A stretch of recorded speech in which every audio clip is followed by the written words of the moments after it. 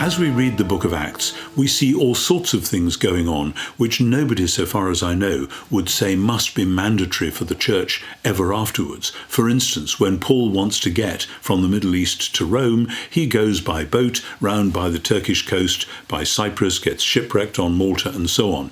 Nobody would suggest that a Christian leader making the same journey today would, for anything other than nostalgic or touristic reasons, be bound to do the same thing. You'd just get on a plane at Tel Aviv and land in Rome.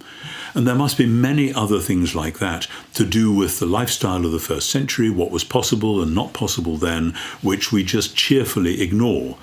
And many of us would say that the same is true for some of the extraordinary things that happen in Acts, like when Paul in Ephesus has handkerchiefs brought to touch his body and then to touch sick people. The way Luke tells that story implies that this is very unusual and did not normally happen. It hadn't happened before with Paul or anyone else, and it doesn't seem to have happened afterwards. We have to be very careful about just saying, okay, we pick up Acts and put it down in the 21st century as a template. You just can't do it like that. So there are many, many ways in which Acts ought to be paradigmatic. But of course, this takes wisdom.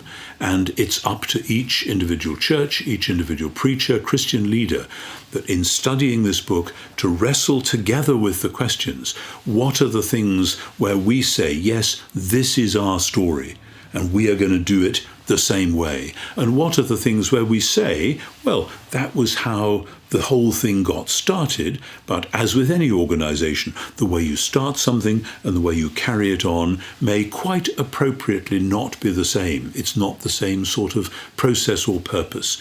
So I think when we think of whether Acts is merely descriptive of events in the first century or totally prescriptive for us in our day, I think it's a false either-or. It is both, but as with everything in Scripture, it takes wisdom and discernment to see how that's going to work out.